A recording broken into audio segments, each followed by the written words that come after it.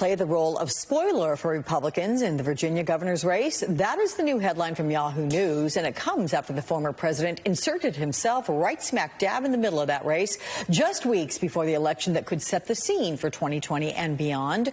Joining me now, Michael Steele, former chairman of the RNC and an MSNBC political analyst. Good to see you, my friend. Let's get right into this here, because Donald Trump, he drove right into the race this week, calling it to an event, endorsing Republican Glenn Youngkin, perhaps not surprisingly, but previously after criticizing him because he didn't quite welcome his support enthusiastically enough. I mean, look, Youngkin has tried to have it both ways when it comes to Donald Trump. Right. Take his endorsement, but not talk about it too much else when it comes to Donald Trump.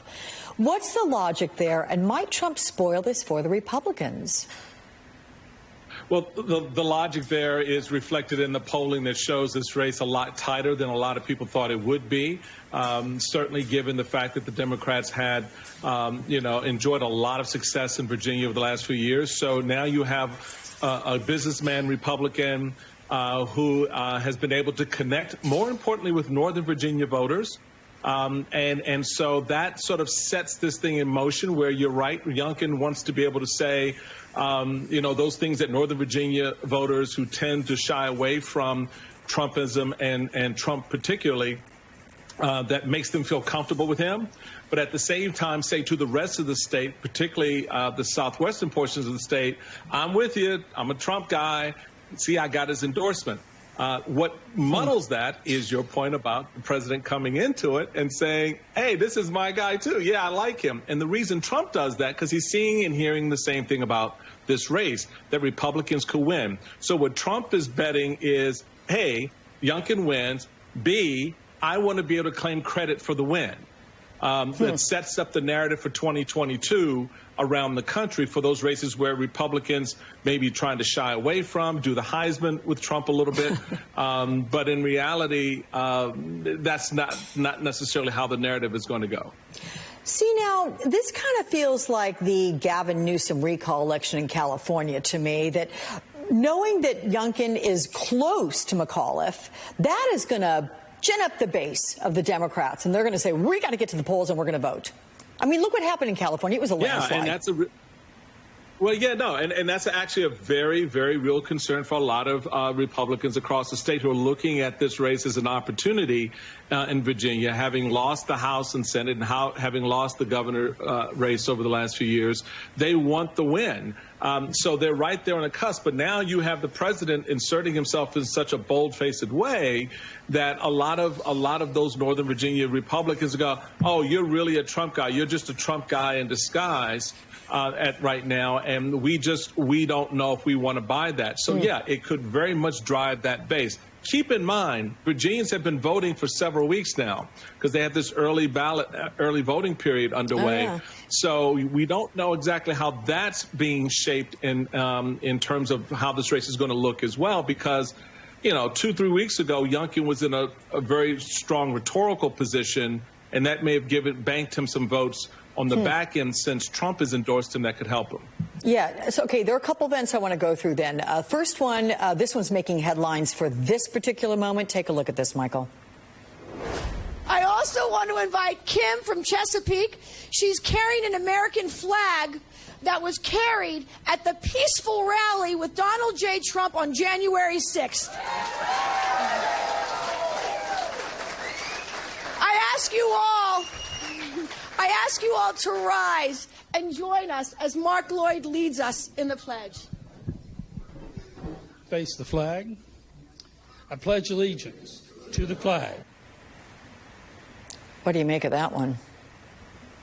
Disgusting. And I want to know, which flag was that? Was that the flag that beat cops upside the head? Was that the flag that was used to break windows on the Capitol? Was that the flag that was used to desecrate our constitutional norms? Which flag was that? And it's absolutely appalling that these folks think that, we're going to stand and salute your insurrection.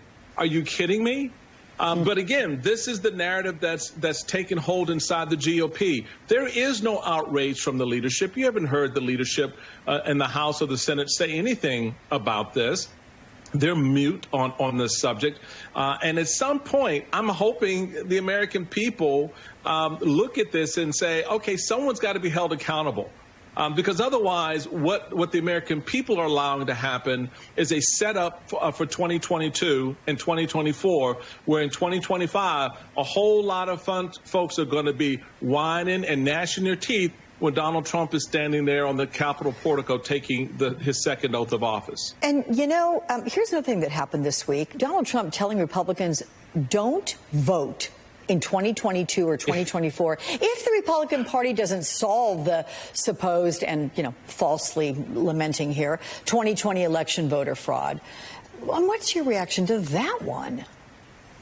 Well, if I'm Ronna Daniels, I'm sitting there going, wait, but you're telling our voters not to vote? Okay, great. So, but this is the same guy, by the way, who told Georgians to vote for Stacey Abrams. He's endorsed Stacey Abrams. He's telling Republicans not to vote.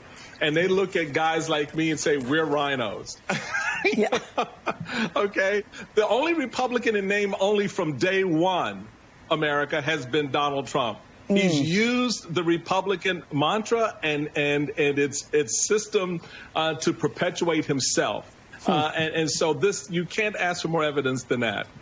Hey, you speak of Georgia, and so we bring up the picture of what's happening right now. There's Stacey Abrams, and she's out there, one of the big-name Democrats that are coming in these last couple of weeks before the race. As we show you, she's campaigning live right now with Terry McAuliffe there in Virginia, everybody. Can I ask you a question? I have heard through the rumor mill, my friend, that you are considering a run yourself. Is it governor of Maryland that you are considering? I am. We're in the final stages, and hopefully we'll have something to say in the next 10 days or so. So, yeah, it's been an interesting process, by the way, just sort of getting a feel for where my state is and how that, will look and feel in a potential governor's run. But it's been interesting. It's been exciting. And, there's a lot of crazy still that you have to contend with, but we're taking a look at it. And, oh, by the way, since we're showing Stacey Abrams, since Donald Trump endorsed Stacey Abrams and Stacey Abrams has endorsed Mr. McAuliffe, has Donald Trump, by extension, endorsed Mr. McAuliffe in the Virginia race, even though he says he likes Youngkin? I don't know. This is our politics today. Oh, I know. It's like follow the bouncing ball. Wait, where's it going? So that means in my introduction, I mistakenly identified you as an MSNBC analyst because you can't be that anymore now that you're considering a run. That's right. That's right. I have been off the MSNBC payroll clock for quite some time since I announced my exploratory committee, and hopefully, we'll see where the ball bounces in the next few weeks. Okay, well, sorry, just rolled off the tongue. I'm sorry about that. I guess I didn't get the memo. No, it's all good. Good luck. Good. That means you have to come on all the time, and we'll talk about the race. Thank you so much, Michael Steele. Good to see you, my friend.